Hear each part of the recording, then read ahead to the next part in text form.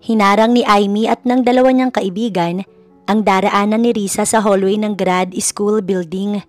Seryoso ang mukha ni Risa. Hawak-hawak ang mga libro habang nakatingin sa babaeng may mamahaling bag at sapatos. Siya si Amy, ang pinakamayaman at pinaka-popular na estudyante sa kanilang programa sa Pearl of the Orient University. Well. Look who's here, ang paboritong scholar ng bayan. Ngumisi ang mga kaibigan ni Amy na sina Lorin at Camille. Akala mo kung sino, Amy? Trying hard maging kasing level natin. Wika ni Lorin. Hindi umimik si Risa. Sinubukan niyang lumakad paikot sa kanila pero mabilis na humarang ulit si Amy. Excuse me, kinakausap pa kita. Don't you know it's rude to walk away when someone is talking to you? O baka sa probinsya ninyo, ganyan ang turo sa inyo. Tumingin si Risa ng diretso sa mga mata ni Amy. Ayaw niya ng gulo. Gusto niya lang pumasok sa library para mag-aral. Wala akong panahon para sa inyo, Amy. Kailangan ko nang umalis. Ani Risa. Wow, she speaks. At may paganon ka na ngayon ha. Palibhasa, nararamdaman mo na siguro na matatalo na kita sa Innovatus Grant. Kahit anong gawin mo, you will never be good enough. You're just a poor girl from the province. Hindi ka nababagi dito sa Pearl of the Orient. Ang Innovatus Grant ang pinakamalaking parangal na pwedeng makuha ng isang research scholar sa universidad. Ito ang magiging susi para sa kinabukasan ng kahit na sinong manalo. Alam ni Risa na kaya siya laging pinag-iinitan ni Amy ay dahil nakikita nito na seryoso siyang kalaban para sa grant. Exactly! Dapat sa mga tulad mo, doon lang sa mga public university na bagay sa budget nyo. Ani Camille. Ang kakayahan ay wala sa yaman o pinanggalingan. Nasa talino at sipag yan. Isang malakas na tawa ang pinakawalan ni Amy. Tawang nang iinsulto at nagpapababa ng tingin. Talino at sipag? Please, Risa. Perang nagpapatakbo ng mundo. At kahit gaano ka pa katalino, isang pitik ko lang sa mga koneksyon ng pamilya ko. Lahat ng pinaghirapan mo, pwedeng maglaho. Hindi na nakipagtalo si Risa. Alam niyang walang patutunguhan ng usapan. Ginamit niya ang kanyang lakas para makalusot sa pagitan ni Bea at Cheska. Nagulat ang dalawa kaya hindi agad nakakilos. Naglakad si Risa palayo ng mabilis at hindi na lumingon pa. Hey, hindi pa tayo tapos. Bastos ka talaga? Sigaw ni Amy habang papalayo si Risa, ngunit hindi na ito pinansin ng dalaga. Pagod na dumating si Risa sa kanyang maliit na apartment na inuupahan malapit sa universidad. Malayo ito sa karangyaan ng Pearl of the Orient. Maliit lang ang espasyo, sapat lang para sa isang kama, isang maliit na mesa at isang cabinet para sa mga damit. Umupo siya sa kanyang upuan at napabuntong hininga. Araw-araw, ganito ang nararanasan niya. Ang mga salita ni Amy tumatatak sa kanyang isipan, ngunit sa tuwing titingnan niya ang kanyang mga libro at mga dokumento para sa kanyang research, bumabalik ang kanyang determinasyon. Kinuha niya ang litrato ng kanyang mga magulang na nakatayo sa tabi ng kanilang maliit na bukid sa probinsya. Sila ang inspirasyon niya. Sila ang dahilan kung bakit kailangan niyang maging matatag. Hindi siya susuko kahit gaano pa kahirap, kahit gaano pa kasakit ang mga salitang ibato sa kanya. Ipapakita niya sa lahat, lalo na kay Amy, na ang isang simpleng probinsyana na tulad niya may karapatang mangarap at magtagumpay. Binuksan niya ang kanyang laptop at sinimulang muli magtrabaho. Para sa kanya ito ang pinakamagandang panlaban. Kinabukasan pagkatapos ng insidente sa hallway, maagang pumasok si Risa sa shared research laboratory ng universidad. Dito, pansamantala niyang nalilimutan ng pang-aapi ni Amy. Sa harap ng kanyang microscope at mga petri dish, siya ang may kontrol, siya ang nasusunod. Habang abala siya sa pag-culture ng kanyang mga microorganism, pumasok si Amy sa laboratorio kasama sina Lorin at Camille. Hindi sila pumasok para magtrabaho, kundi para mag-ingay. May mga tauhan mula sa isang mamahaling kumpanya na nagdi-deliver ng isang malaki at bagong-bagong equipment sa workstation ni Amy. Oh, finally! My new genomic sequencer from Germany is here. Hi, I can't believe the university expect us to produce world-class research with their ancient, third-world equipment. Sinadya niyang lakasan ang kanyang boses para marinig ni Risa.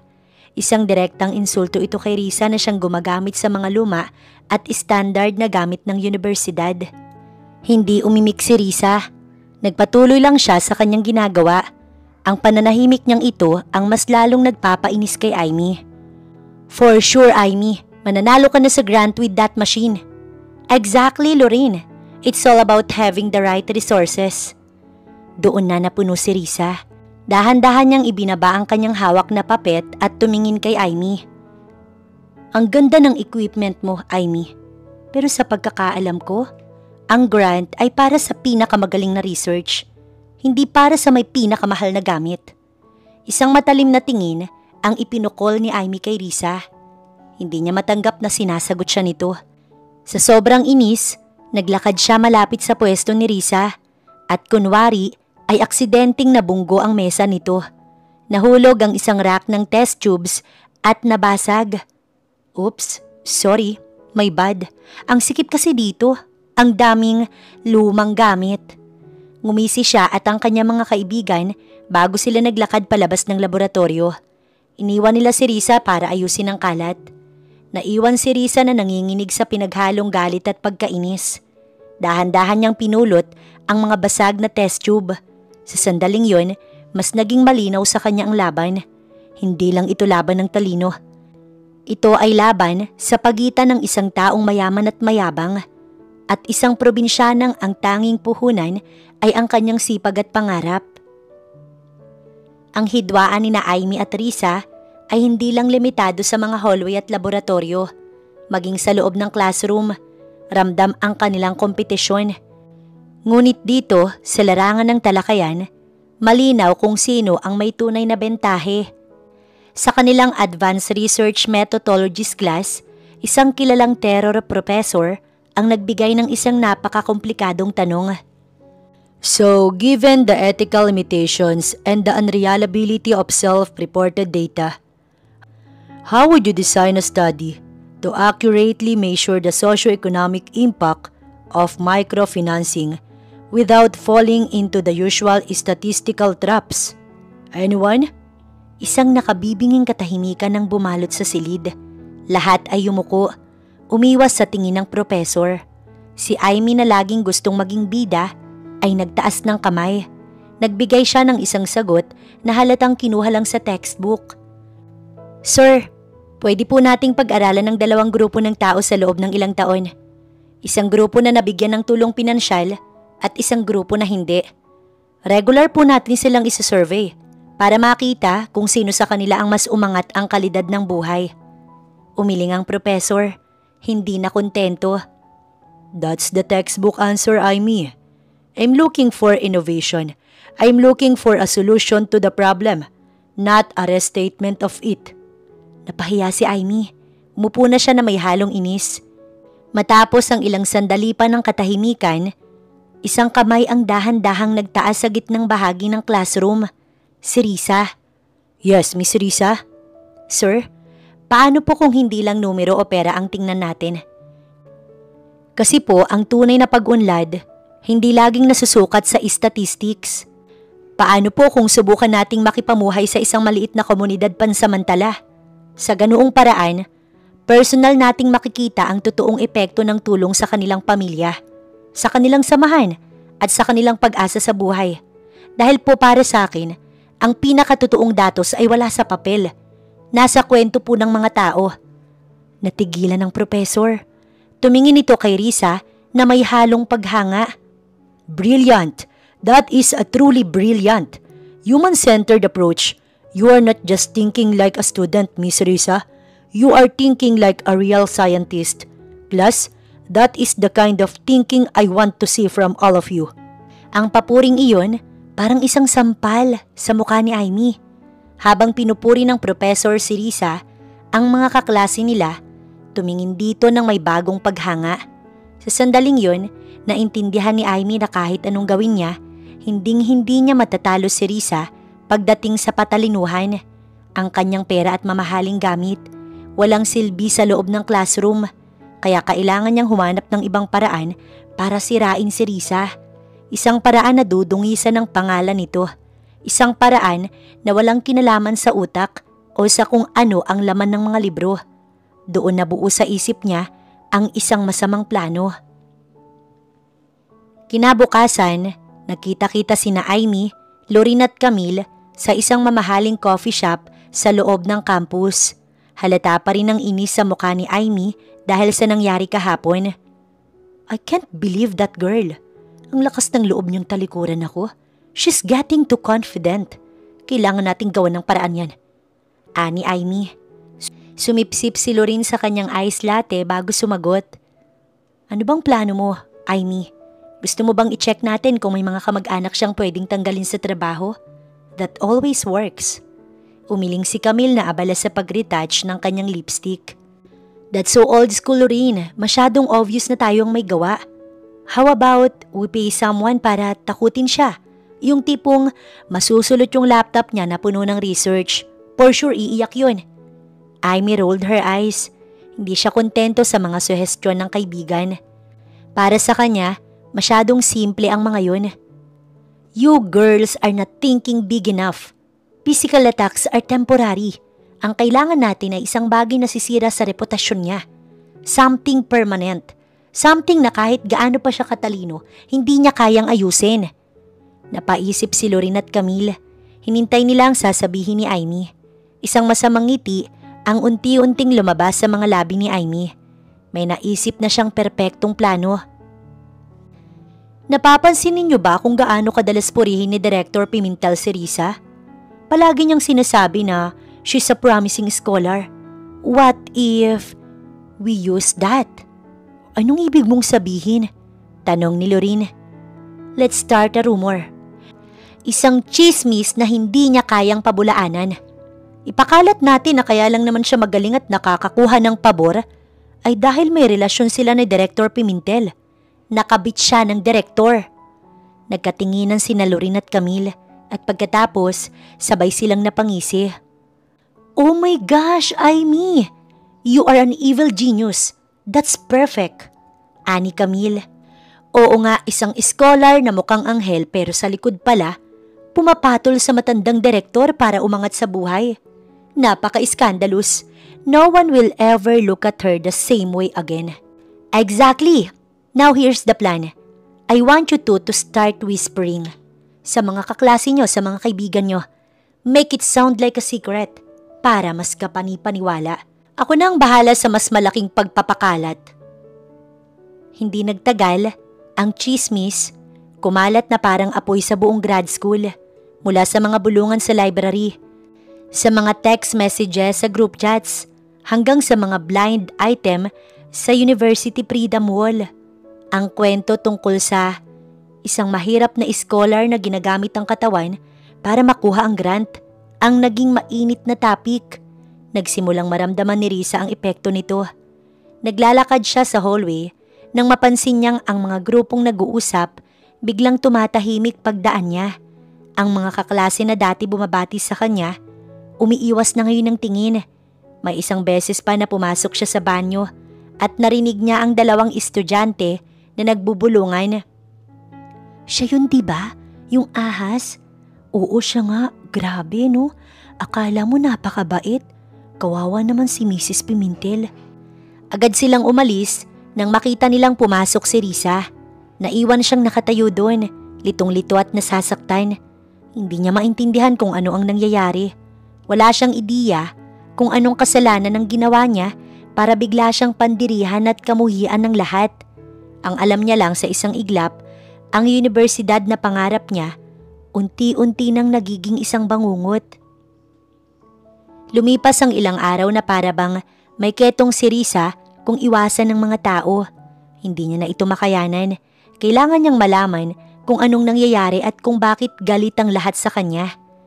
Nagpasya si Risa na lakasan ng kanyang loob at kausapin ng department director na si Mr. Pimentel. Umaasa siyang bilang pinuno ng kanilang departamento. Matutulungan siya nitong linawin ng anumang gusot. Kumatok siya sa pinto ng opisina ni Director Pimentel. Ang opisina nito'y mas mukhang isang mini jungle kaysa sa opisina ng isang akademiko. Puno ng iba't ibang uri ng halaman, lalo na mga orchid na siyang tunay na hilig ng direktor. Pasok! Pagbukas ni Risa ng pinto, nakita niya si Director Pimentel na abala sa pag-inspeksyon sa isang halaman na may malalaking bulaklak. Nakasuot ito ng salamin at may hawak na maliit na magnifying glass. Oh Miss Rivera, ikaw pala. Halika't pumasok ka. Tingnan mo itong waling-waling ko. Isn't she a beauty? Maganda po, Director. Sir, pasensya na po sa abala. May mahalaga lang po sana akong gustong kausapin sa inyo.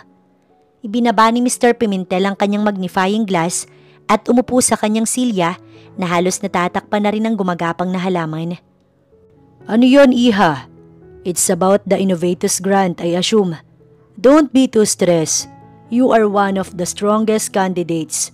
Ang mga pangarap ay parang mga halaman. Kailangan ng pasensya para mamulaklak. Huminga ng malalim si Risa. Hindi niya alam kung paano niya sisimulan. Nahihiya siyang banggitin ng chismis. Hindi po tungkol doon, sir. Tungkol po ito sa mga naririnig kong usap-usapan. May mga problema po kasing kumakalat at nadadamay po ang pangalan ninyo. Kumunot ang noo ni Director Pimentel. Tila nag-isip ito ng malalim. Ang pangalan ko? Ay bakit? May nasabi ba akong mali sa huling conference? O baka tungkol na naman ito sa budget cut ng Horticulture Club? Sinabi ko na sa kanila hindi ko kontrolado yon. Hindi po, sir. Mas personal po. Tungkol po sa akin at sa inyo. Sinubukan ni Risa na maging direkta pero hindi niya magawa. Paano mo sasabihin sa isang nire-respeto mong tao na pinagchichismisan kayong may relasyon? Tinitigan siya ni Director Pimentel at bigla itong ngumiti na parang may narealize. Alam ko na. Dahil ba ito sa madalas kitang purihin sa klase? Iha, huwag mong isipin yon. You deserve the praise. Ang mga kritiko'y parang mga kulisap lang. Maingay pero hindi nakakasira ng matibay na puno. Napapikit si Risa sa frustration. Malinaw na wala itong kaalam-alam sa bigat ng sitwasyon. Pero sir, hindi lang po simpleng kritisismo. Sinasabi po nila na may paboritismo kayo sa akin at may masamang dahilan sa likod nun. Tumayo si Director Pimentel at kinuha ang isang pandilig. Nagsimula itong magdilig ng isa sa kanyang mga fern. Hayaan mo ang mga tao, Risa. Ang mahalaga, alam mo sa sarili mo na malinis ang konsensya mo. You just have to keep doing your best. Sige na, bumalik ka na sa library. Ang pag-aaral ay parang pagdidilig. Kailangan araw-araw para magbunga. Naiwan si Risang nakatayo doon. Talunan. Umalis siya sa opisina ni Director Pimentel na mas bigo at mas walang pag-asa kaysa noong pumasok siya. Ang tangi niyang pag-asang makahanap ng kakampi ay isa palang hardinerong walang pakailam sa mga drama ng universidad. Ngayon, sigurado siyang nag-iisa na lang talaga siya sa laban na ito.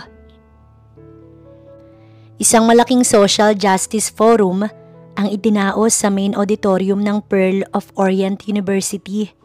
Ang panauhing pandangal ay walang iba kundi si Attorney Harry, ang sikat at respetadong human rights lawyer na kilala sa pagpanalo ng mga kaso para sa mga naaapi. Bukod sa kanyang talino, hinahangaan din siya sa kanyang prinsipyo at karisma. Ang hindi alam ng marami, siya ang nakatatandang kapatid ni Amy. Maagang nag-abang sina Amy, Lorin at Camille sa labi. Gusto ni Amy na siya ang unang sasalubong sa kanyang kuya Harry para maipakita sa lahat kung gaano sila kalapit. Oh my God, he's here. Pumasok si Harry sa labi, napapalibutan ng mga university officials. Ngumiti siya at kumaway sa mga estudyanteng bumabati sa kanya. Lumapit si Amy at niyakap ang kapatid. Kuya, I'm so glad you made it. We're so proud of you. Amy, Thanks for coming. Kamusta ang pag-aaral mo? Excellent, of course. Halika kuya, I'll walk you to the holding room. Medyo maaga ka pa naman eh. Nagsimula silang maglakad sa hallway. Kasunod ang 2 alipores ni Amy. Habang naglalakad, sakto namang papalabas si Risa mula sa isang classroom. Nagtama ang kanilang mga landas. Nang makita ni Amy si Risa, nakita niya ang perpektong pagkakataon para muling ipakita ang kanyang kapangyarihan, lalo na't naroon ang kanyang kuya. Well, look who it is. Naglalakad pa sa labas. Akala ko ba sa office ka lang lagi ni Director Pimentel naglalagi? Natatawa si Lorin at Camille. Napatigil si Harry. Narinig niya ang pang-iinsulto sa tono ng kapatid. Tumingin siya kay Risa na halatang nagulat at nasaktan. Nakita ni Harry ang bakas na hirap sa mga mata ng dalaga. Pero mayroon ding matibay na dignidad. Hindi umiyak si Risa. Hindi siya nagpakita ng kahinaan. Sa halip, huminga siya ng malalim at tumingin ng diretso kay Amy. Amy, kung ang pagsira sa reputasyon ko ang tanging paraan para manalo ko sa grant, baka hindi mo talaga deserve manalo in the first place. Pagkasabi noon, mahinahon siyang naglakad palayo. Iniwan silang nakatayo doon. Natigilan ng lahat. Maging si Amy, hindi inaasahan ang ganoong sagot niya. Naiwan si Harry na nakatingin sa papalayong si Risa. Puno ng paghanga ang kanyang mga mata. Sa maikling sagot na iyon, nakita niya ang talino at tapang ng dalaga. Pagkatapos ay bumaling siya kay Amy at ang kaninang ngiti sa kanyang muka napalitan ng seryosong ekspresyon. Ganyan ba ang pakikitungo mo sa mga kapwa mo scholar dito, Amy? Nakakahiya. Malamig ang tono ni Harry. Hindi niya na hinintay ang sagot ng kapatid at naglakad na ito papunta sa auditorium. Naiwan si Amy na galit at napahiya. Samantala si Harry, hindi na maalis sa isip ang babaeng may tapang na harapin ng isang bully ng may dignidad. Kailangan niya itong makilala. Pagkatapos ng kanyang talumpati sa forum, magalang na nagpaalam si Attorney Harry sa mga opisyal ng universidad na kumakausap sa kanya. Mayroon siyang isang misyon, hanapin ang babaeng nagngangalang Risa. Nagtanong siya sa isang estudyante kung saan ang pinakamalaking library sa campus dahil may kutob siya na doon ito matatagpuan. Tama nga ang kanyang hinala. Sa isang tahimik na sulok sa 2 palapag ng library, natagpuan niya si Risa. Napapalibutan ito ng mga makakapal na libro at seryosong nakatutok sa kanyang laptop. Dahan-dahang lumapit si Harry. Miss, excuse me. Nag-angat ng tingin si Risa at nagulat nang makita kung sino ang nasa harap niya. Agad siyang tumayo. Attorney, kayo po pala. Harry na lang, and please umupo ka. Ako nga dapat ang humingi ng pasensya sa inasal ng kapatid ko kanina. Okay lang po, attorney. Sanay naman na po ako. May kirot sa puso ni Harry nang marinig ang pag-amin ni Risa. Ang ibig sabihin nito, matagal na nitong tinitiis ang pang-aapi ng kapatid niya. Hindi dapat nasasanay ang isang tao sa ganoong klaseng trato. Can I treat you to a cup of coffee? Para hindi tayo nakakaabala dito. Nag-aalangan man, pumayag si Risa. Naglakad sila papunta sa maliit na cafe sa loob mismo ng library. Habang naglalakad, nakita sila ni Amy mula sa malayo. Hinahanap niya ang kanyang kuya para yayain itong mag-dinner. Ngunit natigilan siya nang makitang kasama nito ang babaeng kinaiinisan niya. Kumunot ang noo ni Amy, puno ng hinala. Sa kanilang mesa, sinimula ni Harry ang pag-uusap. I just want to say, I admire how you handled yourself earlier. You were calm and you spoke with dignity. Salamat po. Sa sitwasyon ko po, yun na lang ang natitira kong sandata. My sister mentioned the grant. The Innovatus Grant. I assume your research is impressive. Biglang nagliwanag ang mukha ni Risa. Ito ang unang pagkakataon na may nagtanong tungkol sa kanyang trabaho ng may tunay na interes. Tungkol po ito sa developing a sustainable and low-cost agricultural fertilizer using local microorganisms para po makatulong sa mga magsasaka sa probinsya na tulad ng pamilya ko. Imbis na mabagot, mas lalong humanga si Harry. Nagtanong siya ng mga technical na bagay at nasagot naman ito ni Risa ng may kasamang passion. Sa kabilang banda, si Risa naman ay humanga sa bilis ng pag-intindi ni Harry sa isang komplikadong paksa. Ang layo niyo po pala sa kapatid ninyo. Natawa si Harry. Lagi kong naririnig yan. She got the business mind from our father. I guess I got the heart from our mother. Sa kanilang pag-uusap, naramdaman ni Risa ang isang kakaibang gaan. Walang panghuhusga, walang pangmamaliit, tanging respeto at koneksyon lamang. Ganoon din ang nararamdaman ni Harry. Can I get your number? Gusto ko pa sanang marinig ang tungkol sa research mo.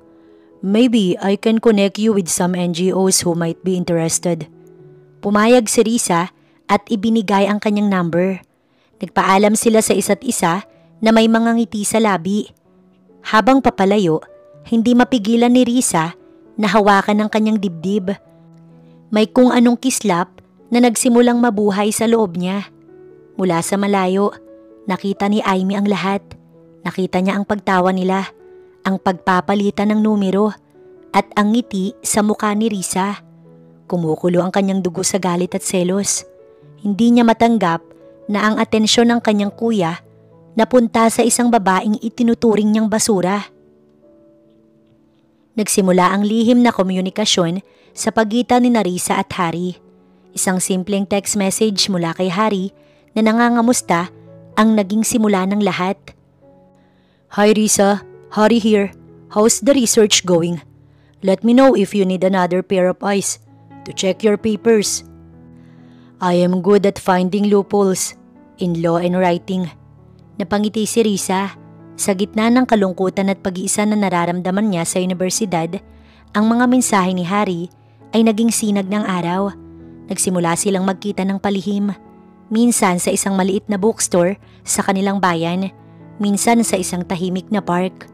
Sa bawat pagkikita, mas lumalalim ang kanilang koneksyon.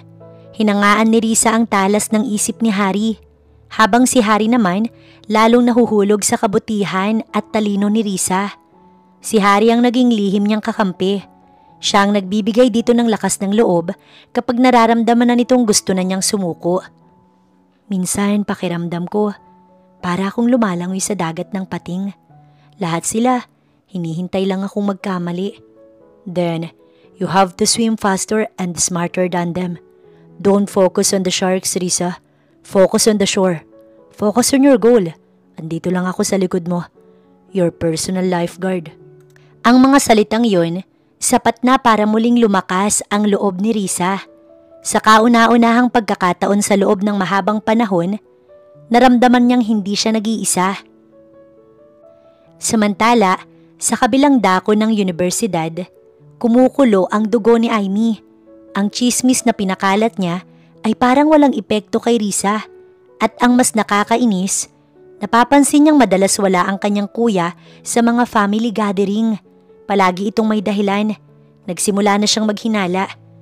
Kinausap niya sina Lorin at Camille sa kanilang private lunch. What the stupid rumor is not working. Parang mas lalo pang tumitibay ang loob ng probinsyanang yun. At si kuya, I have a feeling he's seeing her behind my back.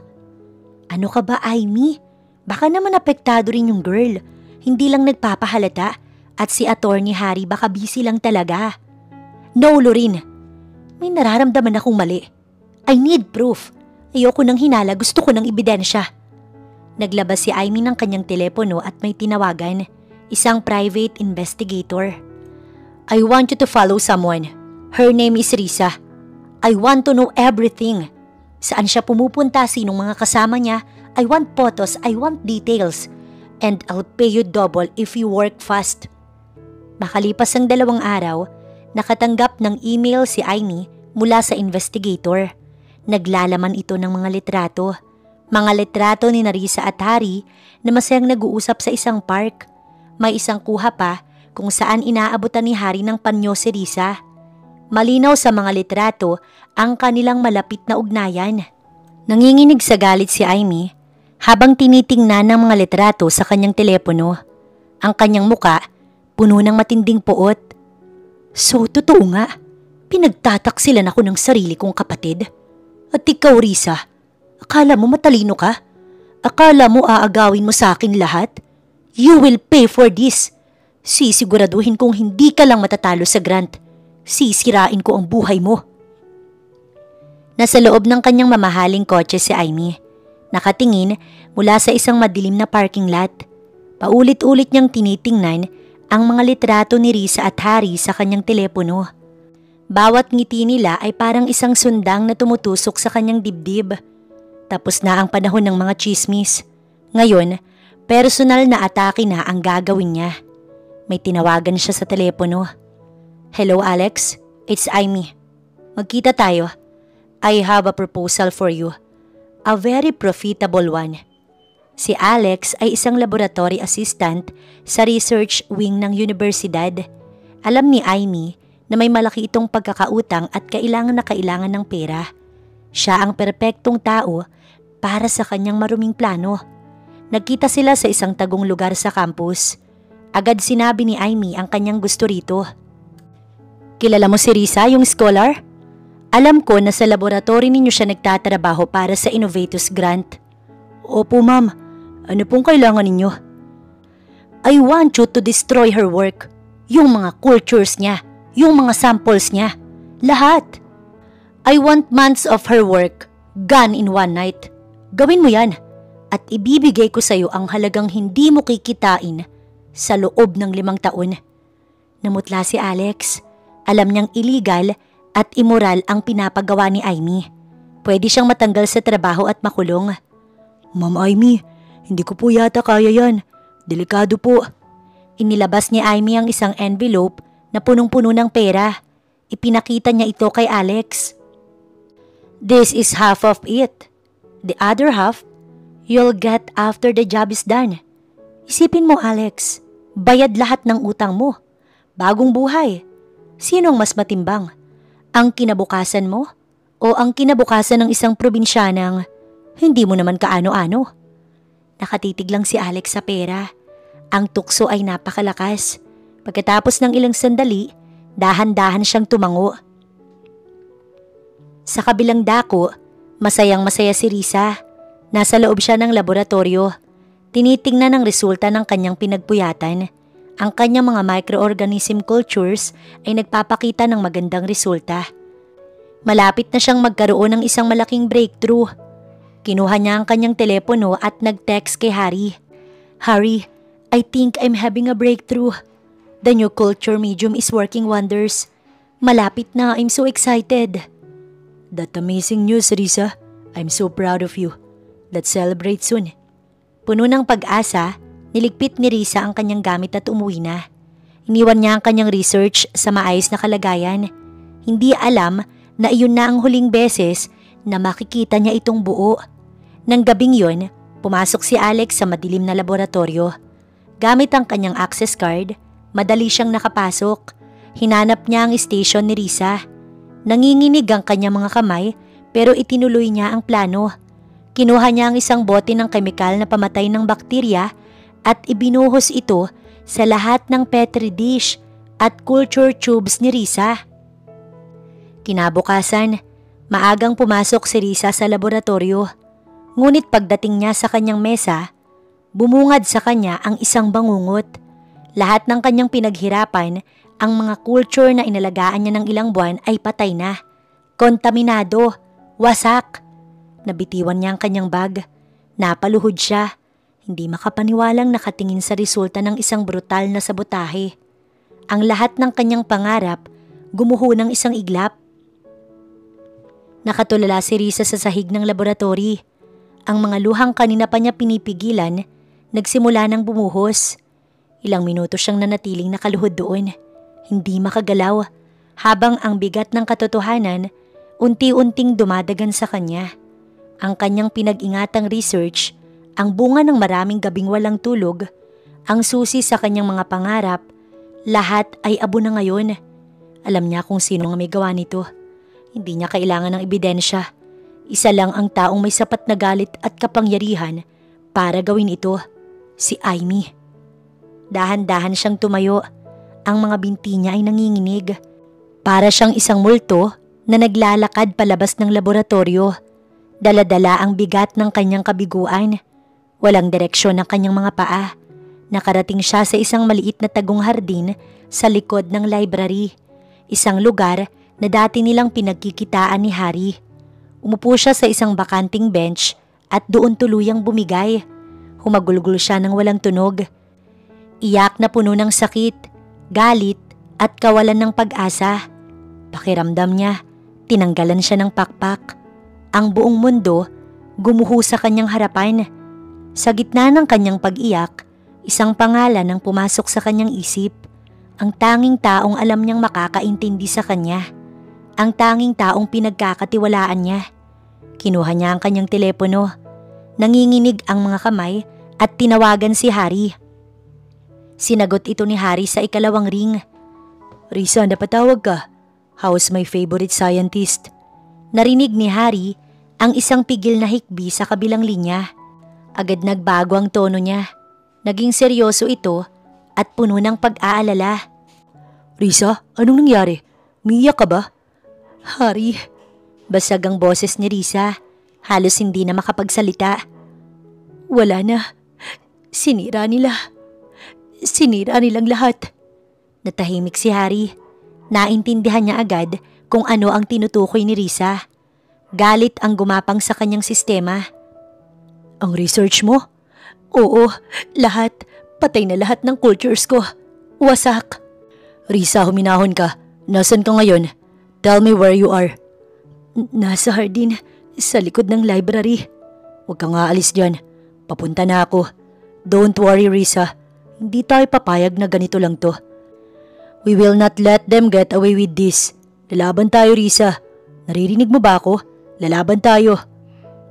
Ang mga salita ni Harry ay parang isang salbabida na inihagis sa isang taong nalulunod. Napahawak si Risa ng mahigpit sa kanyang telepono. Umiiyak pa rin siya, pero sa pagkakataong ito, hindi na lang dahil sa sakit. May kaunting pag-asa na sumibol sa kanyang puso. Hindi pa tapos ang laban. Dumating si Harry sa hardin at nakita niya si Risa na nakaupo sa isang bench. Baka sa mukha nito ang matinding kalungkutan. Umupo siya sa tabi nito at hindi muna nagsalita. Hinayaan niya lang maramdaman ni Risa na may kasama ito. Pagkalipas ng ilang sandali ng pananahimik, si Harry ang unang nagsalita. "May paraan pa ba? Is there anything we can do to save it?" Umiling si Risa habang pinupunasan ang kanyang mga luha. "Wala na yung main cultures, pero may mga backup samples ako. Itinago ko sa A7 freezer. Yung high security one. It's a long shot, Harry. It will take weeks to culture them again. At malapit na ang deadline ng grant." Tumingin si Harry sa mga mata ni Risa. Puno ng determinasyon. "Then, we'll work on it. Weeks of work. Gagawin nating days of work. Hindi tayo susuko, Risa. We will fight." Ang mga salita ni Harry ang nagsilbing mitya para sa natutulog na pag-asa sa puso ni Risa. Sa tulong ni Harry, nag-request si Risa ng 24/7 access sa laboratorio.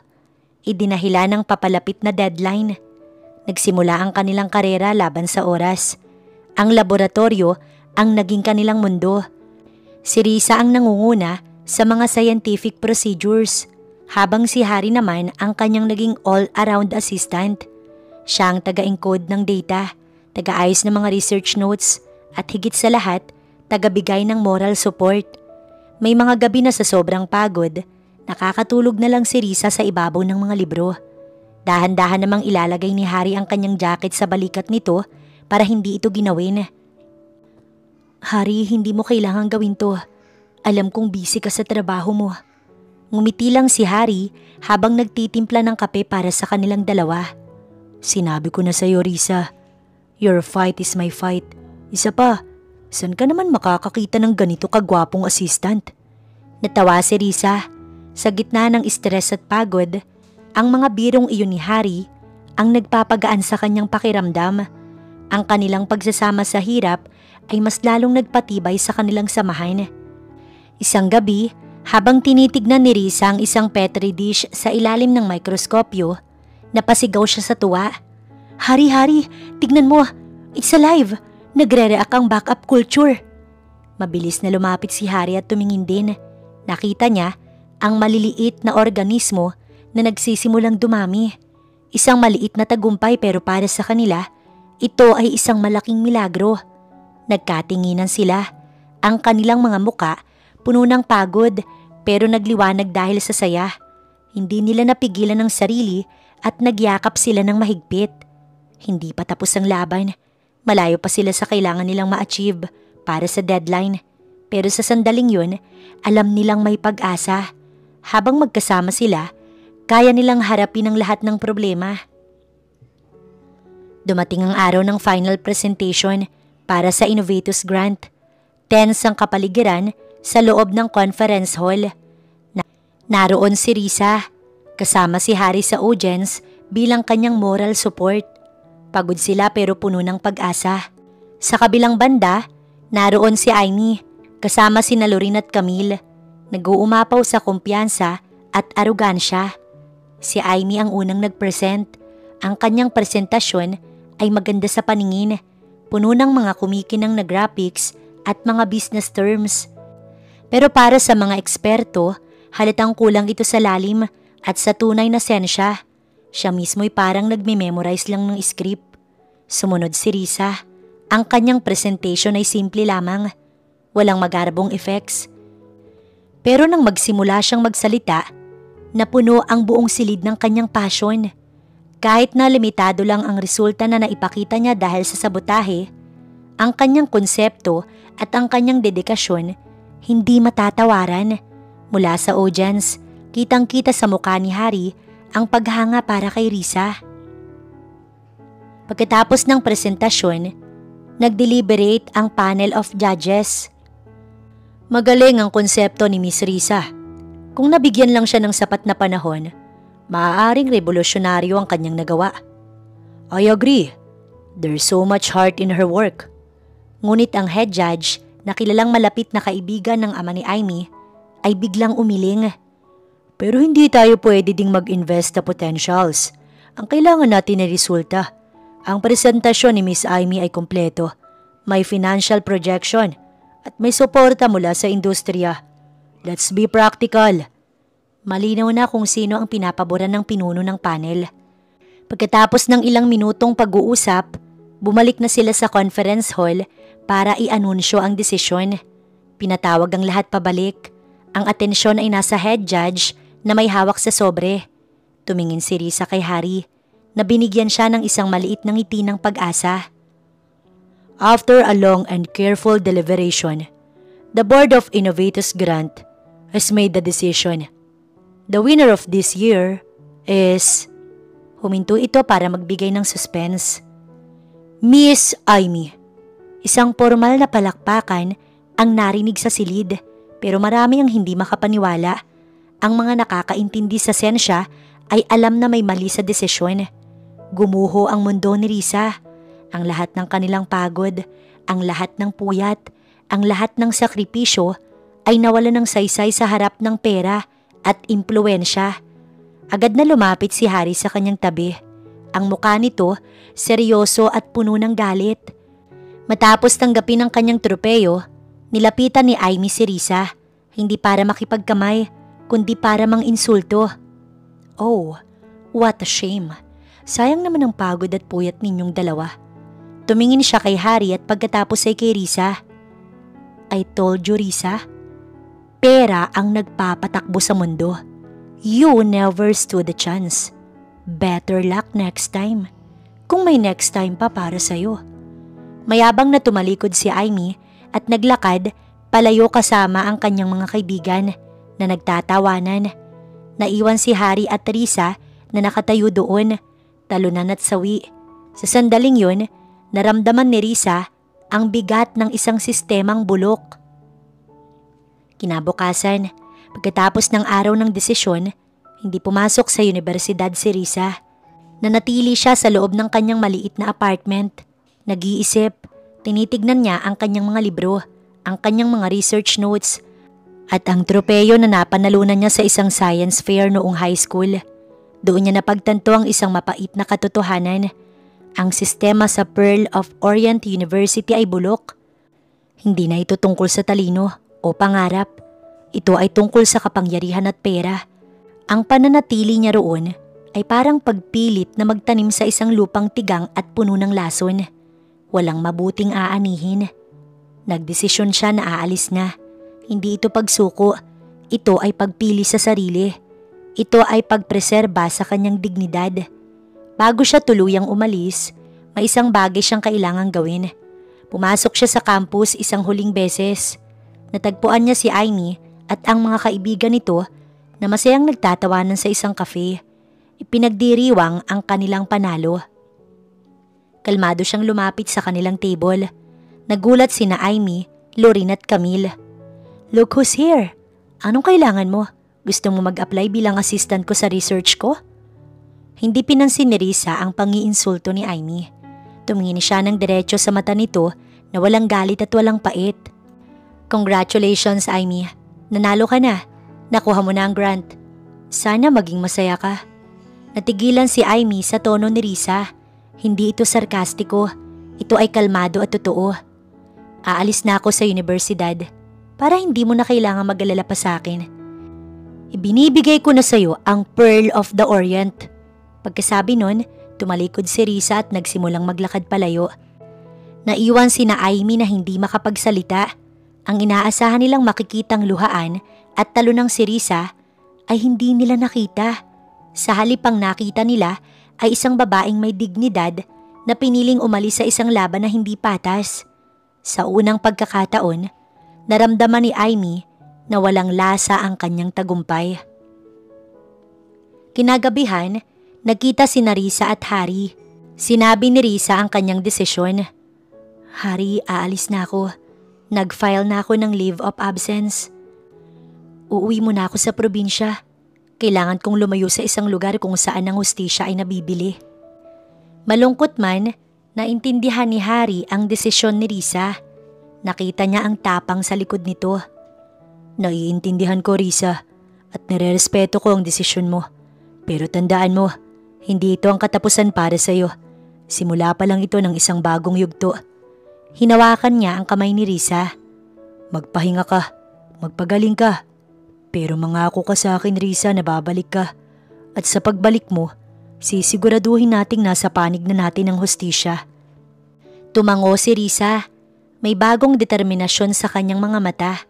Ang kanyang pag-alis ay hindi isang pagtakas. Ito ay isang paghahanda para sa mas malaking laban na darating. Nakatayo pa rin si Risa at Harry. Hawak ang kamay ng isa't isa. Ang desisyon ni Risa na umalis ay mabigat, ngunit naiintindihan ito ni Harry. Nakita niya na ang nangyari sa Innovators Grant ay hindi lang isang simpleng kaso ng dayaan. Ito ay sintomas ng isang mas malaking sakit sa lipunan. "Risa, ang nangyari sa'yo, yan ang bagay na nilalabanan ko sa buong buhay ko. Ang sistema kung saan ang mga maliliit laging tinatapakan ng mga makapangyarihan. Sawa na akong lumaban ng paisa-isang kaso lang. Gusto kong labanan ng buong sistema." Tumingin siya ng diretso sa mga mata ni Risa. Ang kanyang boses puno ng bigat at conviction. "I've been thinking about this for a long time. At ang nangyari sa'yo ang huling tulak na kailangan ko. I'm going to run for president, Risa." Natigilan si Risa. Hindi siya makapaniwala sa kanyang narinig. Ang pagtakbo sa pagkapangulo ay isang napakalaking bagay. "Presidente? Harry, ang bigat niyan. At ako? Ano naman ang maitutulong ko sa'yo? Isa lang akong bigong scholar na uuwi ng probinsya." Umiling si Harry at mas hinigpitan ang hawak sa kanyang kamay. "Diyan ka nagkakamali. Hindi ka bigong scholar. You are one of the most brilliant minds I've ever met. At may puso ka para sa mga ordinaryong tao. Alam mo ang tunay na problema dahil naranasan mo. Hindi ko lang kailangan ng talino mo, Risa. Kailangan ko ang puso mo. I need you to do this with me." Ito ay higit pa sa isang alok para sa trabaho. Ito ay isang alok para sa isang partnership. Isang paanyaya para sabay nilang harapin ang isang bagong misyon. "Be my partner in this fight. Tulungan mo kong bumuo ng isang gobyernong may tunay na hustisya. Isang gobyerno para sa mga tulad mo, hindi para sa mga tulad ni Amy. Nakita ni Risa ang senseridad at passion sa mga mata ni Harry. Unti-unti niyang naintindihan. Hindi natapos ang kanyang laban sa pagkatalo sa grant. Nagbago lang iyon ng anyo. Ito na ngayon ang bagong daan na bubuksan para sa kanya. Ang kanyang kaalaman sa siyensya at ang kanyang mga karanasan sa kahirapan, maaari niyang gamitin para sa mas malaking layunin. Isang maliit na ngiti ang sumilay sa labi ni Risa. Sa unang pagkakataon mula noong araw ng desisyon, ang ngiting iyon umabot sa kanyang mga mata. Sige Harry, kung ito ang bagong laban. Tumingin siya sa kanilang mga kamay na magkahawak. Lalaban ako kasama mo. Sa sandaling yun, isang bagong alyansa ang nabuo. Hindi na lang sila isang abogado at isang scholar. Sila na ay isang team na may iisang misyon. Ang baguhin ng bansa. Ang pag-alis ni Risa sa universidad ay hindi na isang pagtatapos. Ito na pala ang tunay na simula. Bago tuluyang umalis si Risa patungo sa probinsya, may isang bagay na kailangang gawin si Harry. Kailangan niyang harapin si Amy. Nagpunta siya sa mansyon ng kanilang pamilya. Ang bahay na iyon ang tahimik na saksi sa kanilang magkaibang pagpapalaki. Ang katotohanan, si Harry at Amy ay step-siblings. Ang ina ni Harry ay isang pumanaw na human rights lawyer. Isang babaeng may matibay na prinsipyo. Ang kanyang ama, isang makapangyarihang business tycoon, ay muling nag-asawa. Ang napangasawa nito ay ang ina ni Amy, isang socialite. Lumaki sila sa iisang bubong, pero magkaiba ang mga aral na bumuo sa kanilang pagkatao. Naabutan ni Harry si Amy sa kanilang grand living room. Masayang kausap sa telepono ang mga kaibigan. Pinagmamalaki ang pagkapanalo sa grant. Amy, malamig at seryoso ang boses ni Harry. Naputol ang pagtawa ni Amy at lumingon ito sa kapatid. Kuya, what a surprise! Nandito ka para i-congratulate ako? Hindi ako naparito para dyan. Alam ko ang ginawa mo, Amy. Alam kong binayaran mo ang isang lab assistant para sirain ang research ni Risa. Nawala ang ngiti sa mukha ni Amy. Pinalitan ito ng pagkukunwaring galit. What are you talking about? Pinagbibintangan mo ko? At para kanino? Para sa babaeng yun? How dare you take her side over your own sister? Isang mapait na tawa ang kumawala kay Harry. My sister? Ang kapatid ko'y hindi gumagawa ng ganoon kawalangyang bagay. Pinalaki ako ng nanay ko na ipaglaban ng mga tao tulad ni Risa. Hindi para tapakan sila. Natigilan si Amy. Ang pagbanggit ni Harry sa ina nito ay isang pahiwatig ng malaking pader sa kanilang pagitan. Kaya pala, dahil sa kanya, nakikita mo ang nanay mo. Isang mahirap na taong puno ng pangarap. Nakikita ko sa kanya ang integridad. Isang bagay na hindi mo kailanman maiintindihan. This has to stop, Amy. Lumapit si Harry. Ang kanyang mga mata nagbabaga sa galit.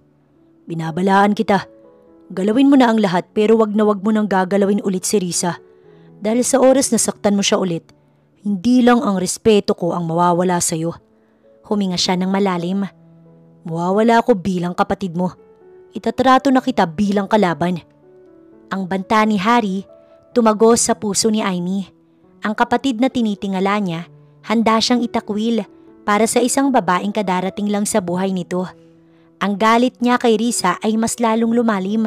Para sa kanya, si Risa na ngayon ang sumisira sa kanyang pamilya. Umalis si Harry na hindi na hinintay ang sagot ni Amy. Naiwan si Amy na nanginginig sa galit at sakit. Lumipas ang 5 taon, mula sa pagiging isang respetadong human rights lawyer, naging isang tinitingalang senador si Harry. At ngayon, tumatakbo na siya para sa pinakamataas na posisyon sa bansa. Ang kanyang kampanya ng pag-asa ay lumikha ng malaking ingay. Ang kanyang plataporma ng hustisya at pagkakapantay-pantay ay naging popular sa masa. Sa likod ng matagumpay at kampanyang ito ay isang babae na bihirang makita sa entablado o sa harap ng kamera. Siya si Risa. Hindi na siya ang dating dehadong scholar. Siya na ngayon si Miss Risa, ang kinikilalang Chief of Staff at Head of Policy ni Senator Harry.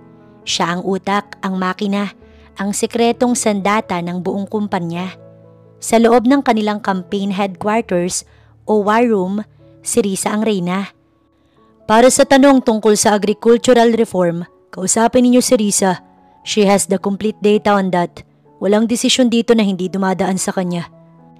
Ani Hari, ang buong team ay nirerespeto siya. Lalo na ang dalawang veterano sa kanilang grupo. Si Leo, ang communications director na laging high-strung, at si Tita Dory, ang nonsense campaign manager. Isang hapon, pumasok si Leo sa war room na parang katapusan na ng mundo. Sir Harry, Risa, may problema tayo. Isang malaking problema. May naglabas ng litrato mo noong college ka na nakamohawk ka. Ang sabi ng kalaban, isa ka raw rebelding walang direksyon. Our clean image is ruined. Wasak na. Kalmadong humigop ng kape si Tita Dory. Leo, umupo ka nga at huminga ka. Ano ka ba? Bayaan mo yan. Ang gawin mo, i-release mo yung picture ni Risa nung high school na valedictorian siya. Lagyan mo ng caption. Sa likod ng bawat matagumpay na lalaki, may mas matalino at mas magandang babae. Kilig yan. Ang kilig, boto ang katumbas niyan. Natawa si Harry. Makinig kayo kay Tita Dory. Ano sa tingin mo, Risa? Hindi man lang nag-angat ng tingin si Risa mula sa kanyang laptop. Tama si Tita Dory. Ayon sa data, ang mga post na may kilig factor ay may 40% higher engagement rate kaysa sa mga post tungkol sa hairstyle ng isang kandidato. 2 dekada na ang nakalipas. Mag-focus tayo sa plataforma, Leo. Napakamot na lang ng ulo si Leo. Ang kalmadong sagot ni Risa ang laging nagpapakalma sa buong team. Ganyan ang naging takbo ng kanilang buhay. Puno ng stress, puyat at mga minor crisis. Pero sa kabila ng lahat, sila ay isang pamilya. Isang matibay na team na lumalaban para sa iisang pangarap. Ang kanilang kumpanya ay patuloy na lumalakas. Dala ng talino ni Risa at ng puso ni Harry. Ang tagumpay ay abot kamay na. Gabi ng halalan, ang buong bansa nakatutok sa mga telebisyon at radyo. Sa loob ng campaign headquarters ni Harry, ang hangin ay puputulin sa tensyon. Bawat pag-update ng mga numero mula sa mga presinto, sinusubaybayan ni Risa, Harry, Leo, Tita Dory at ng buong team. Hanggang sa dumating ang sandaling iniintay ng lahat, isang respetadong news anchor ang lumabas sa TV screen. At eto na po, mga kababayan. The numbers are now official and insurmountable. Ang Pilipinas ay pumili na. Ang bagong Pangulo ng Republika ng Pilipinas ay si Senator Harry. Isang malakas na sigawan ang pumuno sa buong headquarters. Nagyakapan ng lahat. May tumatalon sa tuwa at may mga umiiyak dahil sa galak. Si Leo ay sabay na tumatawa at umiiyak habang yakap-yakap si Tita Dory na sa unang pagkakataon may malapad ng ngiti sa kanyang muka. Lumabas si President-elect Harry para harapin ang kanyang mga taga-suporta. Nagbigay siya ng isang makapangyarihang talumpati. Nangangako ng isang gobyerno para sa lahat, mayaman man o mahirap. Nanonood si Risa mula sa gilid, malayo sa mga kamera at sa atensyon ng lahat. Puno ng luha ang kanyang mga mata, pero ito ay mga luha ng tagumpay. Ang kanilang imposibleng pangarap ay naging totoo. Nang medyo humupa na ang selebrasyon, bumalik si Harry sa war room kung saan nag-iisa na lang si Risa. Tahimik na ngayon ang lugar na dati ay puno ng ingay at tensyon. Nilapitan niya ito, nagkatinginan sila at sa mga mata nila, ramdam ang bigat at saya ng kanilang tagumpay. We did it, Risa. Nagawa natin. Hindi, Harry. Nagawa mo. Ikaw ang pinili ng bayan. Umiling si Harry at hinawakan ang mga kamay ni Risa. Hindi. Tayo ang gumawa nito. Hindi ko ito magagawa kung wala ka. Mula sa universidad hanggang dito sa Malacanang, ikaw ang naging lakas ko. Niyakap niya si Risa ng mahigpit. Isang yakap na puno ng pasasalamat at pagmamahal. Naalala mo pa ba yung gabi sa hardin? Nung sinira nilang research ko, pakiramdam ko noon katapusan na ng mundo. Ngumiti si Harry. At sinabi ko sa iyo na simula pa lang yun. Tingnan mo tayo ngayon. Sabay silang tumingin sa bintana. kung saan sa di kalayuan, tanaw ang mga taong nagbubunyi pa rin sa kalsada. Ang kanilang personal na laban ay tapos na. Ngayon, haharapin nila ang responsibilidad para sa pangarap ng isang buong bansa at haharapin nila ito ng magkasama. Ilang linggo matapos ang halalan, ang Pearl of Orient University ay abalang-abala. Naghahanda sila para sa kanilang pinakamalaking taunang event, ang Alumni Homecoming and Awards Night. At ngayong taon, ito ay mas espesyal pa. Ang kanilang pangunahing pararangalan ay si Aimee. Ang research na napanalunan niya sa Innovatus Grant ay ginamit niya para makapagtayo ng isang agricultural tech company. Isa na siyang kilalang technopreneur at itinuturing na isa sa mga pinakamatagumpay na alumni ng universidad. Nasa isang meeting si Aimee kasama ang presidente ng universidad at ang event organizers. Kasama rin doon si Director Pimentel. "We are so incredibly proud of you, Aimee. You are a true gem, a true pearl of our university." "Thank you, Mr. President. I just want to make sure everything will be perfect for the awards night. Lalo na't ang kapatid ko ang presidente ng Pilipinas, ang ating guest of honor." Ngumiti si Aimee, puno ng pagmamalaki. Ito na ang rurok ng kanyang tagumpay. Pagkatapos ng meeting, masayang tinawagan ni Aimee ang kanyang mga kaibigan na sina Lorraine at Camille. "Girls, you have to be there. Front row seats kayo. This is going to be my night. Si Kuya Harry, the president himself, ang mag-i-introduce sa akin at mag-aabot ng award. Can you imagine the prestige? Ang social media for sure sasabog." Hindi alam ni Aimee ang tungkol sa relasyon ni Risa at Harry. Sa isip niya, si Risa ay isang malapit na alaala na lamang.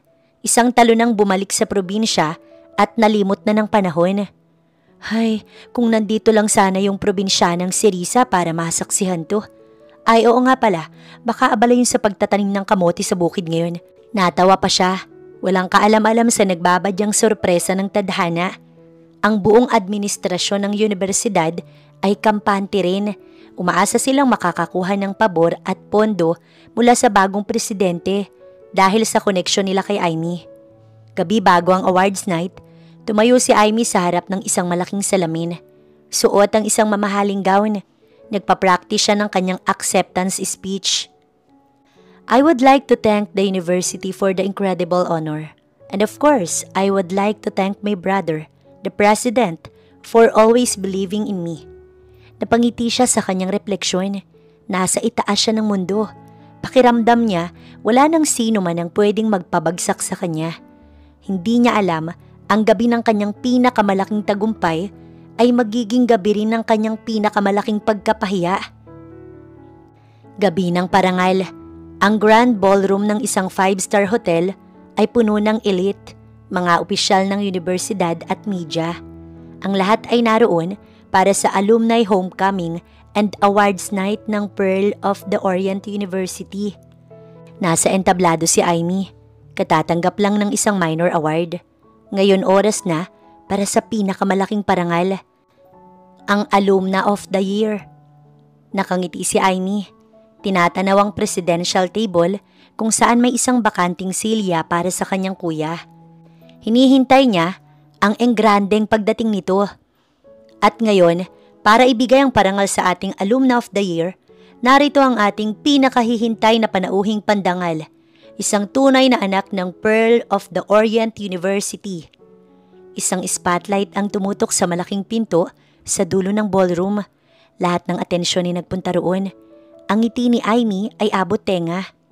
"Ladies and gentlemen, please rise to welcome the President of the Republic of the Philippines, President Harry." Kasabay ng malakas na palakpakan, dahan-dahang bumukas ang pinto.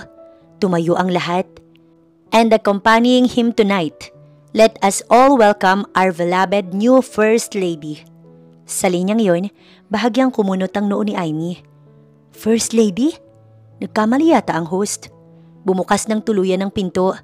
Pumasok si President Harry. Suot ang isang eleganteng barong. Tindig pa lang ay kagalang-galang na. At hawak niya sa kamay at sabay na naglalakad sa tabi niya ay si Risa. Hindi na siya ang simpleng scholar na inaapi-api. Nakasuot siya ng isang napakagandang evening gown na bumagay sa kanyang simpleng ganda. Ang kanyang buhok ay nakaayos. Ang kanyang paglakad, puno ng confidence and grace. Ang kanyang muka ay kalmado. Ngunit ang kanyang mga mata may kislap na tagumpay. Isang nakabibinging katahimikan ang biglang bumalot sa buong ballroom. Huminto ang palakpakan. Napalitan ito ng mga bulungan at mga gulat na buntong hininga. Teka, sino yan? Siya ba yung scholar na chismis dati? Ang atensyon ng lahat napako sa magkahawak na kamay ni Hari at Risa. At sa entablado, ang reaksyon ni Amy ay hindi maipinta. Ang kanyang perpektong ngiti ay naglaho. Napalitan ito ng isang ekspresyon ng matinding gulat na para bang nakakita siya ng multo. Nanlaki ang kanyang mga mata at bahagyang bumuka ang kanyang bibig. Ang buong mundo niya gumuho sa isang iglap. Sina Lorin at Camille na nasa audience ay parehong napanganga. Hindi makapaniwala sa nakikita. Ang presidente ng universidad at si Director Pimentel ay namutla.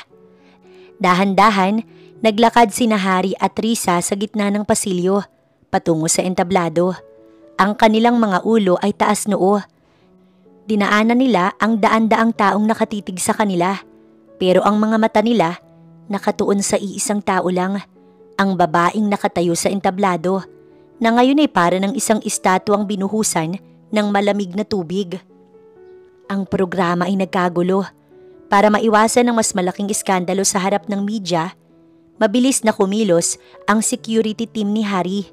Si Amy na tulala pa rin ay dinala nila kasama sina Hari at Risa sa isang pribadong VIP room sa backstage. Nang magsara ang pinto, ang tatlo na lang ang naiwan. Dito na sumabog ang lahat ng galit at pagkahiya ni Amy. Anong ibig sabihin na to? Anong kalokohan to, kuya? Nanginginig ang kanyang boses sa galit. Pagkatapos, ibinaling niya ang tingin kay Risa. At ikaw, ahas ka. Isang mang-aagaw. Paano mo nagawa to sa akin? Inagaw mo ang kapatid ko. Sinira mo ang pamilya ko. Lalapit sana siya para sugurin si Risa, pero mabilis na humarang si Hari. Stop it, Amy. Walang inagaw si Risa at walang sinirang pamilya. Ikaw ang gumawa nito sa sarili mo. Malamig at matigas ang boses ni Hari. Binalaan na kita. Sinabi ko sa iyo na tigilan mo na siya, pero hindi ka nakinig. Hindi pinansin ni Amy ang sinabi ni Hari. Ang buong galit niya nakatuon kay Risa, na sa paningin niya ay siya pa ring mahinang scholar na kaya niyang apihin. Wala kang karapatan. You are a nobody. Isang mahirap na social climber na ginamit ang kapatid ko para umangat sa buhay. Hindi ka nababagay maging first lady. Sa buong panahong yon, si Risa ay nanatiling tahimik. Pinakikinggan ang lahat ng masasakit na salita ni Amy. Nang matapos ito, huminga siya ng malalim. Sa wakas, nagsalita siya. Ang kanyang boses ay hindi pa sigaw. Ito ay kalmado, kontrolado at puno ng otoridad. Tapos ka na ba, Amy? Humakbang siya palapit na hindi natatakot. Sa loob ng maraming taon, ginawa mong miserable ang buhay ko. Ininsulto mo ko. Sinira mo ang pangarap ko. Ang akala mo sa pagyurak mo sa pagkatao ko, mas naging mataas ka. Pero ang totoo, Amy, ay nanatili kang maliit. Tumingin si Risa ng diretso sa mga mata ni Amy. Pero tapos na ang mga araw na yun. Hindi mo na ako pwedeng apihin. Hindi mo na ako pwedeng tapak-tapakan. Dahil simula ngayon sa ayaw mo man o sa gusto. Huminto siya sandali. Hinayaan ang bawat salita na tumatak sa isip ni Amy. Masasanay kang tawagin akong hipag mo at ang unang ginang ng Pilipinas. Walang naisagot si Amy. Lahat ng galit niya ay parang bulang naglaho, napalitan ng isang mapait na pagkatalo. Wala siyang panlaban sa katotohanan. Ang babaeng nasa harap niya ay hindi na ang Risa na kanyang kilala. Ang kapangyarihan tuluyan ng lumipat ng kamay. Tumalikod si Risa at kinuha ang kamay ni Hari. Tara na, Mr. President. Naghihintay ang mga tao. Iniwan nila si Amy na mag-isa sa silid. Kasama ang kanyang basag na tropeyo na ngayon wala nang anumang halaga. Ang pagtutuos ay tapos na. Lumipas ang ilang linggo, ang balita tungkol sa pagkatao ng bagong First Lady ay naging pambansang usap-usapan. Ang kwento ng isang simpleng scholar na nagtagumpay laban sa pang-aapi ay naging inspirasyon sa marami. Si Risa, ang babaeng minsang kinutya, ay naging simbolo na ngayon ng pag-asa. Sa kanyang unang opisyal na press conference bilang First Lady, inilunsad ni Risa ang kanyang magiging pangunahing proyekto. Isang magandang araw po sa inyong lahat. Ngayong araw, buong puso kong inilulunsad ang isang bagong pambansang programa, ang The Filipino Dream Grant. Humarap siya sa mga kamera, ang kanyang boses matatag at puno ng senseridad. Ito ay isang educational at research grant na ibibigay sa mga pinakamahuhusay at pinakadedikadong estudyante sa buong bansa. Ano man ang kanilang estado sa buhay o pangangailangan, ang tanging basihan para manalo ay ang husay, talino at ang pusong handang maglingkod sa bayan. Ito ang kanyang matamis at matalinong ganti, isang sistema na itatayo niya para siguraduhing wala ng ibang Risa ang makakaranas ng inhustisyang kanyang pinagdaanan. Ang iskandalo sa Pearl of the Orient University ay sumabog. Dahil sa matinding kahihiyan, naglabas ng public apology ang universidad at nag-imbestiga sa nangyaring dayaan sa Innovatus Grant. Napilitang mag-early retirement si Direktor Pimentel. Ang kumpanya naman ni Amy dumanas ng matinding backlash mula sa publiko at sa mga investors. Ang kanyang reputasyon ay nawasak. Ngunit ang pinakamalaking parusa para kay Amy ay ang araw-araw na katotohanan na ang babaeng dati niyang inalipusta ay ang First Lady ng bansa at ang kanyang hipag, isang katotohanang hindi niya matatakasan. Isang gabi sa balkonahe ng Malacanang, tahimik na nakatayo si Risa at Harry, tanaw ang mga ilaw ng lungsod. First Lady Risa, I like the sound of that. Bagay na bagay sa'yo. Ngumiti si Risa at isinandal ang ulo sa balikat ni Harry. Salamat Mr. President, pero para sa'yo, Risa pa rin. Magkahawak kamay silang pinagmasdan ang bagong kabanata ng kanilang buhay. Hindi na lang ito tungkol sa kanilang dalawa. Ito ay tungkol sa isang bansa na umaasa sa kanila. Ang kanilang pag-ibig na sinubok ng pang-aapi at inhustisya ang naging pundasyon ng kanilang lakas para maglingkod.